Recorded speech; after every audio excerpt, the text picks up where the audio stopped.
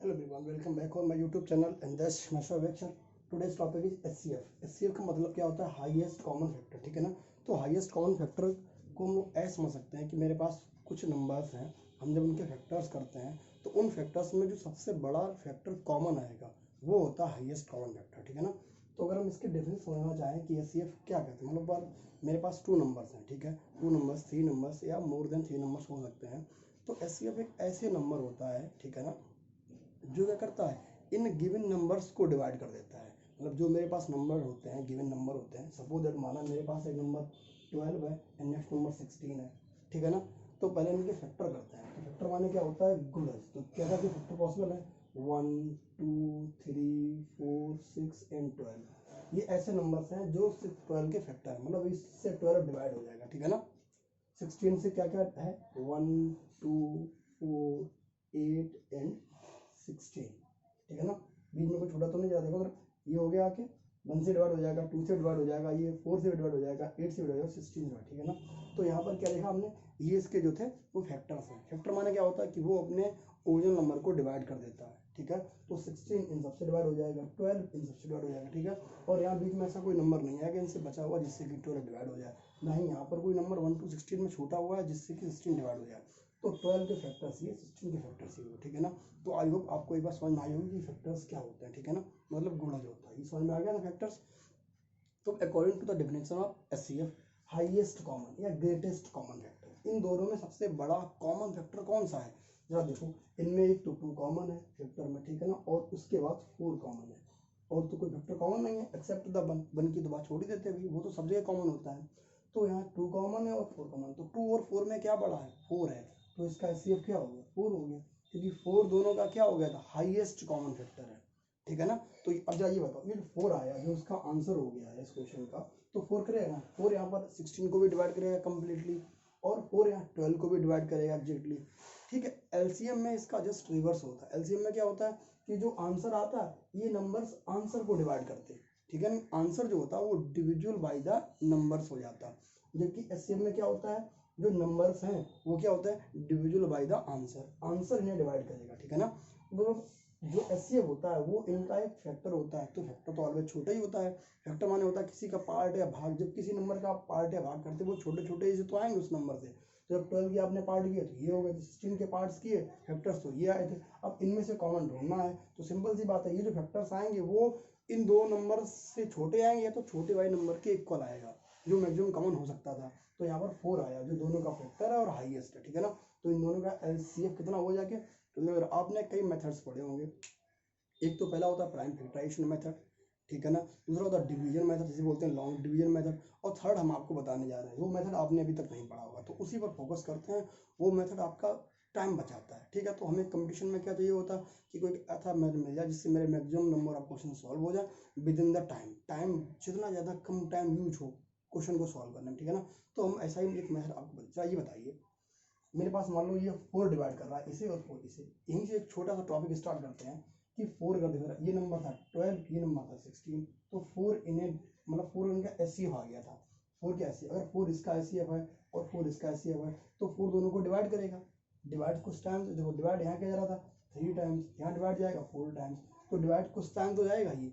यहाँ पर क्या था, डिवाइड हो सकता ऐसा भी हो, अगर 4 जो है मान लो यहाँ पर 12 था तो यहाँ पर 20 भी हो सकता था, ठीक है ना। मान लो यहाँ पर 4 के लिए ही, यहाँ पर अगर सपोज हम 8 लेते हैं तो एक 16 भी हो सकता है। तो हम यहाँ पर ये कह रहे थे, यहाँ पर दोनों के बीच जो गैपिंग है वो कितनी है गैप, जरा दोनों के बीच यहाँ गैप देखो, यहाँ नंबर और बड़ा कर लेते, 24 कर लिया, यहाँ जरा गैप देखो। तो ये कह रहे जब 4 इसे डिवाइड करेगा और 4 इसे, जब 4 इन नंबर्स को डिवाइड करेगा तो क्या करेगा, मतलब 4 का टेबल तो पढ़ना पड़ेगा। तो 4 बन जा 4, 4 2 जा 8, 4 6 12, इस टाइप से पढ़ेंगे। डिवाइड करेगा तो टेबल में तो डिवाइड जाएगा ही, मतलब कुछ ना कुछ ऊपर आंसर्स आएंगे। तो इन आंसर में अगर आंसर आएंगे, ये नंबर डिफरेंट होंगे, अगर ध्यान देना, अगर ये नंबर्स डिफरेंट होंगे तो डिफरेंट आंसर आएगा। अगर ये नंबर सेम होंगे तो 4 से डिवाइड करोगे तो सेम आंसर आएगा। क्या कहा हमने, अगर ये नंबर डिफरेंट होंगे तो डिवाइड करने पर डिफरेंट आंसर देंगे, अगर ये नंबर सेम होंगे तो डिवाइड करने पर सेम आंसर देंगे। और सेम नंबर का तो आपसे कोई पूछेगा नहीं, हम कहेंगे 12 और 12 का सी बताओ, ठीक है, ये तो कोई नहीं पूछेगा आपसे, वो पूछेगा तो 12 भी आंसर आएगा। तो यहाँ पर हमने पूछा डिफरेंट नंबर्स देंगे, तो सिंपल सी बात है, ये जो गैप होगा वो मोर देन 1 होगा। गैप 1 होगा या मोर देन 1 होगा, गैप 0 तो आएगा नहीं। तो यहाँ जो गैप था वो अगर 1 होगा तो समझो दोनों में 4 का गैप है। अगर 2 का है, देखो जरा यहाँ पर ये 3 टाइम्स जाएगा, ये 5 टाइम्स गया था, तो इन दोनों में कितना गैप है? 2 का गैप है, तो 2 4 8, ठीक है ना, समझ आ गया।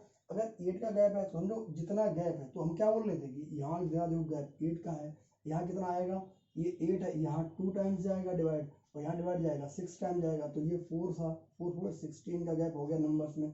तो हमने यहाँ पर ये कहा था कि ये जो दोनों के बीच डिफरेंस है वो डिफरेंस या तो इक्वल टू एचसीएफ है। यहाँ पर जो डिफरेंस है वो 4 था, ये इक्वल टू एचसीएफ है या नहीं एचसीएफ है? यहाँ देखो जरा 8 है, यहाँ 16 था, तो या तो ये इक्वल टू एचसीएफ आएगा और क्या हो जाएगा, ये जो था ये मल्टीपल बन जाएगा, ठीक है ना, एचसीएफ का। ठीक, या उल्टा समझ सकते हैं कि ये जो नंबर था, जो डिफरेंस है वो इक्वल टू एचसीएफ हो जाएगा, और एचसीएफ क्या होगा? ए फैक्टर ऑफ डिफरेंस। इसका एक फैक्टर ये भी है, इसका फैक्टर एक ये भी है। तो यहाँ से नहीं छोटी सी थ्योरम बन रही है। थ्योरम आपका हर एक क्वेश्चन पे अप्लीकेबल कर सकते हैं, एचसीएफ के किसी भी क्वेश्चन पर। तो जनरल बन रहा आपका एक स्टेटमेंट वो ये था कि HCF of A and B equal क्या हो जाएगा? Difference of A and B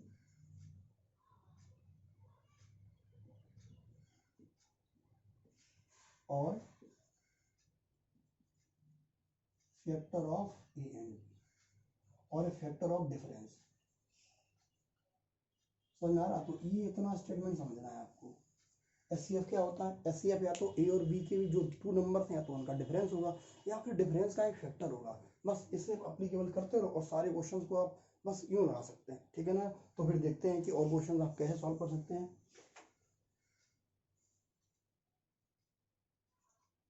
suppose that मान लो मेरे पास नंबर्स हैं, 2 नंबर्स को ले लेते हैं। मान लो नंबर 15 ले लिया था, एक नंबर के लिया 18 था, इन दोनों में कितना सा डिफरेंस है?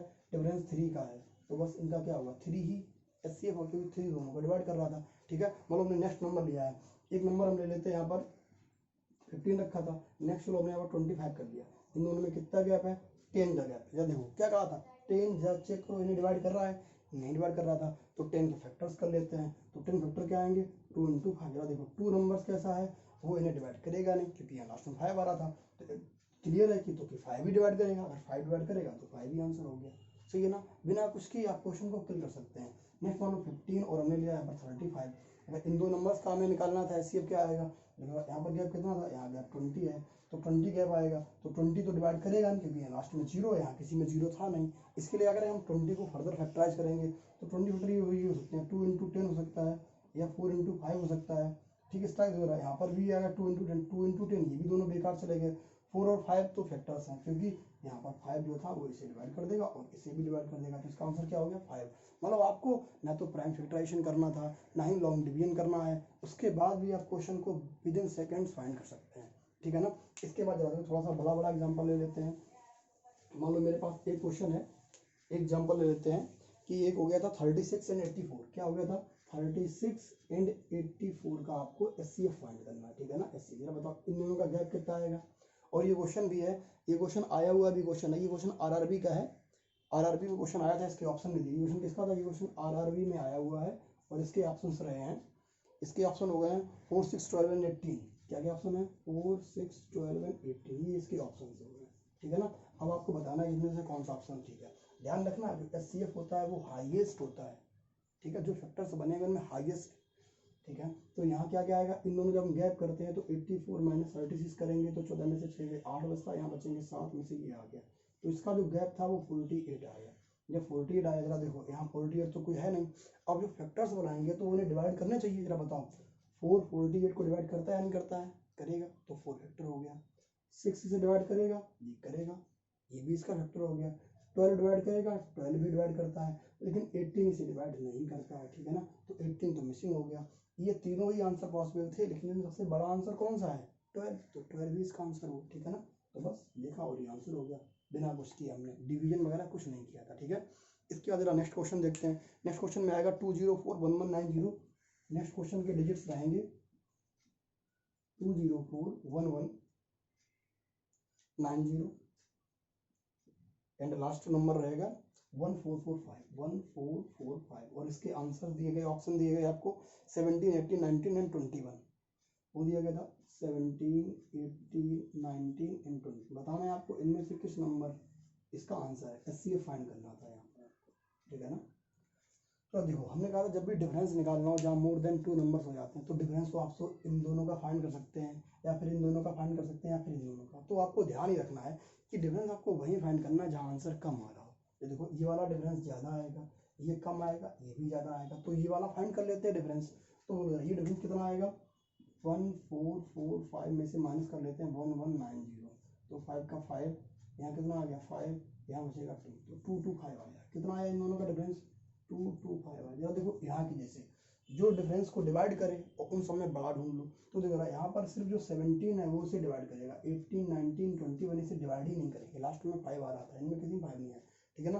तो ये इस नंबर को डिवाइड नहीं करेंगे, तो सिर्फ 17 डिवाइड करेगा, तो 17 इसका क्या हो गया, रिक्वायर्ड आंसर आ गया था, ठीक है ना। हम लोग जरा देखो कुछ क्वेश्चन चेंज करते हैं, जैसे कभी कभी वो लोग पूछ देते हैं क्वेश्चन, पॉइंट्स वाले क्वेश्चन फाइंड करने को आते हैं।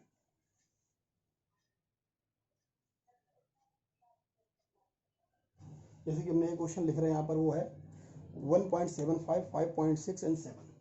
क्या क्वेश्चन है, 1.75, 5.6 एंड 7 है। 1.56 है, चेक कर लेते एक बार, 1.75, ठीक है ना। ये क्वेश्चन आपका आंसर फाइंड करना था, और ये क्वेश्चन भी आया हुआ है, इसके ऑप्शंस आपको दिए गए हैं 0.07, इसके ऑप्शंस हैं 0.07, 0.7, और लास्ट के 2 ऑप्शंस रहे हैं इसके 3.5 एंड 3.5 एंड 0.35। ये इसके ऑप्शंस रहे हैं, बताना है आपको कौन सा आंसर सही है। तो जरा देखो जब भी आपको क्वेश्चन इस टाइप का मिलता है जहाँ पर पॉइंट्स लिखे होते हैं, तो वहाँ पर ये पता करिए कि सबसे ज़्यादा किसका मल्टीप्लिकेशन हो सकता है जिससे कि सारे पॉइंट्स फिनिश हो जाए, 10, 100, 1000, 10,000 इस टाइप का। तो देखो यहाँ पर तो हमें किसी की मल्टीपल जरूरत नहीं थी, सबसे हाईएस्ट यहाँ पर है, तो यहाँ हमें 100 की जरूरत है मल्टीप्लाई करने की, तो सब जगह 100 का मल्टीप्लाई पहले कर लेते हैं, ठीक है ना। तो यहाँ क्या आएगा, ये हो जाएगा 175, ये हो गया 56, और ये हो गया 7, नहीं सॉरी, ये इतना हो गया, और ये 100 का मल्टीप्लाई ईच में करेंगे, ठीक है ना। तो यहाँ पे अब देखो यहाँ पर सबसे अच्छा गैपिंग कहाँ से मिल रही है आपको, मतलब डिफरेंस यहाँ से निकाल सकते हैं, यहाँ से या फिर इन दोनों से। डिफरेंस आपको वहीं से फाइंड करना जहाँ से डिफरेंस का आंसर कम आए, ठीक है ना। तो देखो डिफरेंस हम लोग यहाँ से कम आ सकता है, ये डिफरेंस आएगा 140, ठीक है ना, 140 आ गया।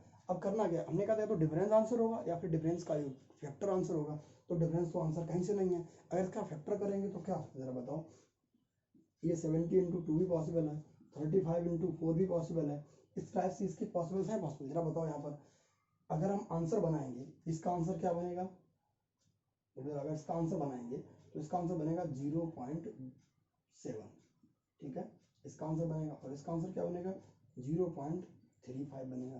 क्यों बनेगा, क्योंकि आपको लास्ट में डिवाइड किससे करना होता है, आपको लास्ट में डिवाइड करना होता है जिससे भी आपने मल्टीप्लाई किया था। तो अब मल्टीप्लाई यहाँ किससे किया था, 100 से मल्टीप्लाई किया था, तो लास्ट में 100 से डिवाइड किया। देखो अब इनमें जो बड़ा फैक्टर हो गया अपना आंसर ले लो, ठीक है, तो बड़ा हो गया तो ये आंसर हो गया, ठीक है। अब नेक्स्ट वाला क्वेश्चन देखते हैं। तो नेक्स्ट क्वेश्चन हो गया नेक्स्ट क्वेश्चन हो गया था, इसके वजह देखते हैं नेक्स्ट वाला, समझ लेते हैं ये वाला क्वेश्चन आप लोग अच्छे से। तो नेक्स्ट क्वेश्चन होगा 0.54, 0.54, 0.36 एंड लास्ट वाला डिजिट रहेगा 1.8 है, ये 1.8, और लास्ट में आ गया था 7.2, इस टाइप के पॉइंट से।